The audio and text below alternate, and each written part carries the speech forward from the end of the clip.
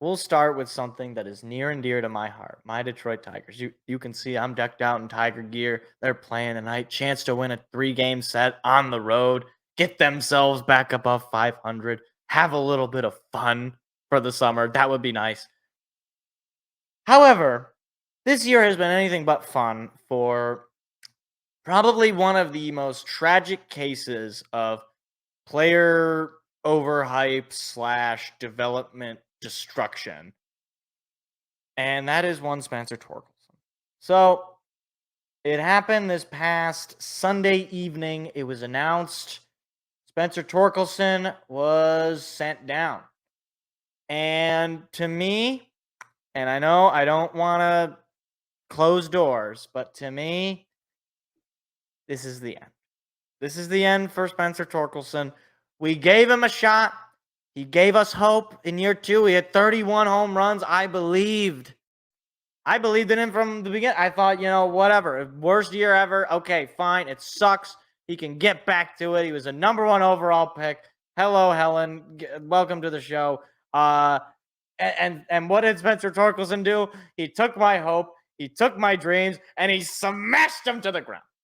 He took them and he smashed them to the ground, and then he burned the ashes, and he did unspeakable things to them. So I decided. So there was a couple of statistics that were shared about Spencer Torkelson. So this is from Justin Spiro at Darko State News. I don't know if that's a reference to Darko Milicic. Shout out 2004 NBA champion Darko Milicic. But he tweeted this out. Spencer Torkelson has the second lowest OPS among first basemen in MLB history. That is a 683 OPS. Let me just say that one more time. The second lowest OPS among first basemen in MLB history. The MLB has been going on for like over 100 years. So that's not great to be second worst. He is one spot ahead of Howie Schultz, who had a 630 OPS, who was a basketball player who played baseball during the NBA's offseason. Obviously, minimum of 1,200 plate appearances, minimum of 2 years played, and 400 plus plate appearances.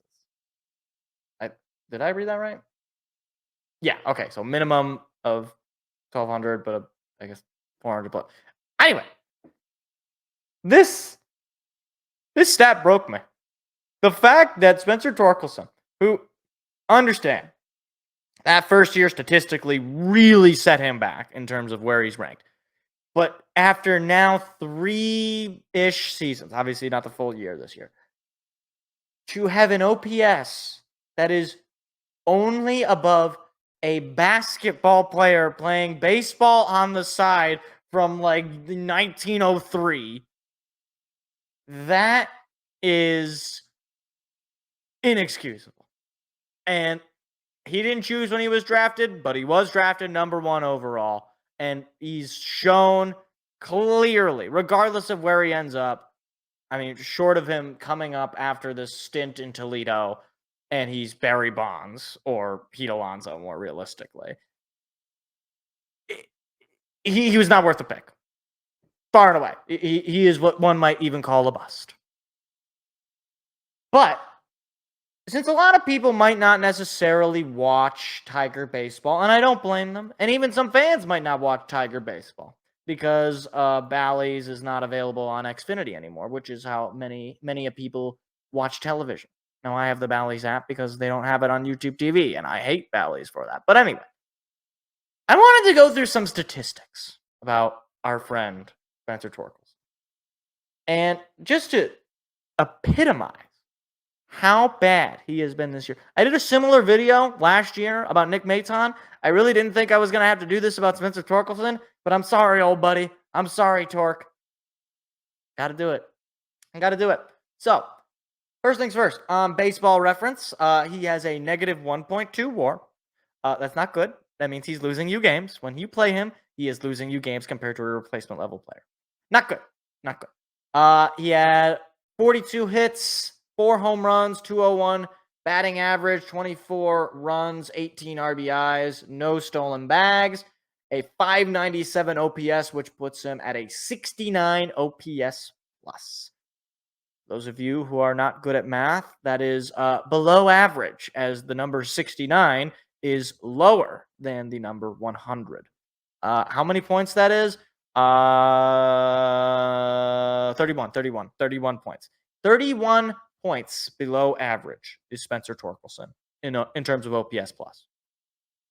On top of that, we also have some other grading systems. So maybe you're a Fangraphs guy. I like Baseball Reference. I like Fangraphs. I like them all. I like to look at them all whenever I'm evaluating a particular player. Usually when they're doing bad, because I'm a Tigers fan. A lot of times that happens.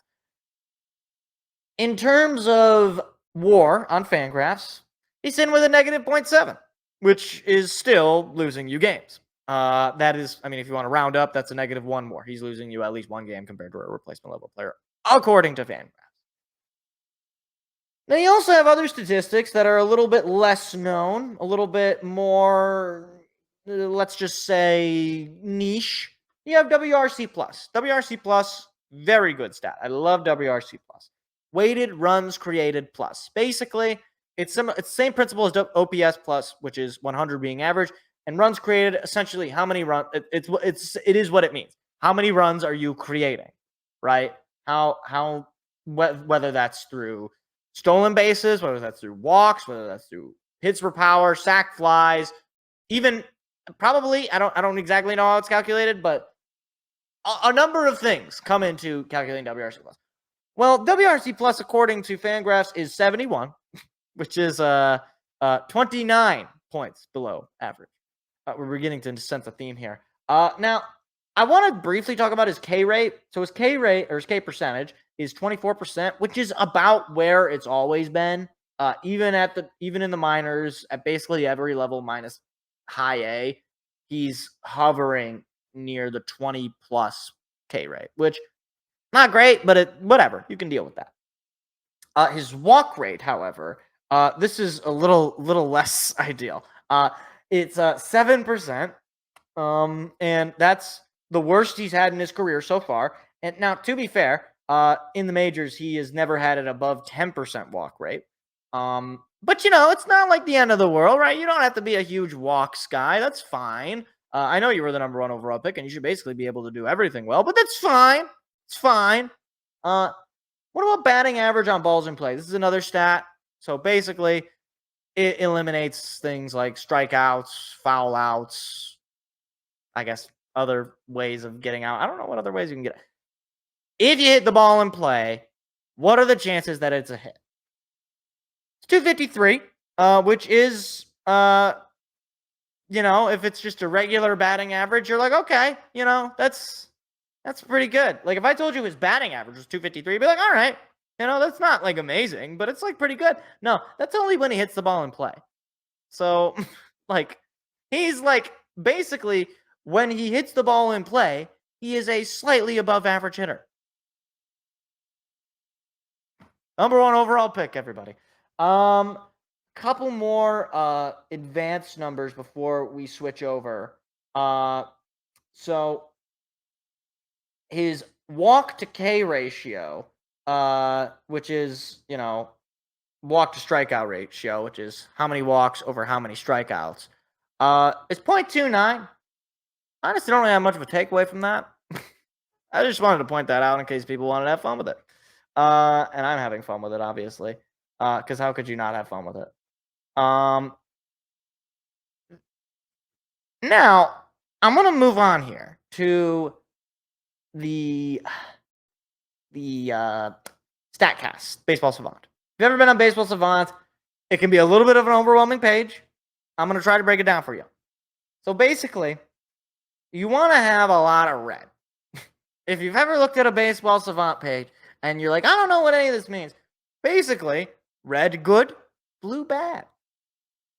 Spencer Torkelson out of, let's see, 1, 2, 3, 4, 5, 6, 7, 8, 9, 11, 12, 13, 14, 15, 16, 17, 18. Out of 18 categories that Statcast, that Savant looks at, he has 3 that are in the red. And those 3 are not in the top 90th percentile. So basically, when you look at these percentiles, this just tells me this is where this player ranks comparable to the league. So in base running run value, he is above average, and he's in the 67th percentile.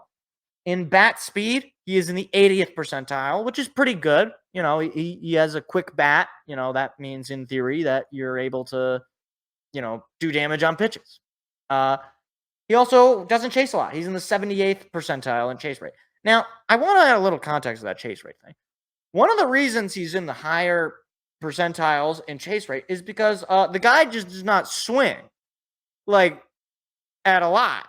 Like he won't swing at pitches out of the zone, which is good, but he also just won't swing in general. Now, I actually could be wrong here. I'm pretty sure that chase rate accounts for only pitches that are outside of the zone as chases.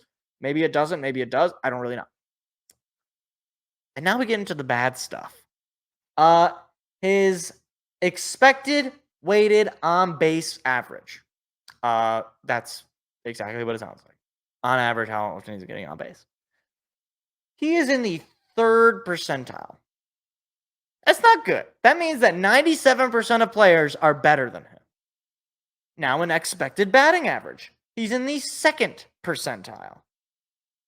That, again, means that 98% of players are better than him. In expected slugging, he is in the 7th percentile. In barrel rate, he is in the 19th percentile. In K rate, he is in the 32nd percentile. Whiff rate, 35th percentile. Walk rate, 32nd percentile. And even to add icing onto this, garbage cake, his fielding is atrocious. His range, or his outs against average, is in the 4th percentile, and his arm strike is in the 5th percentile. Meaning, in almost every single category, there are 90% or more players are better than him at these things.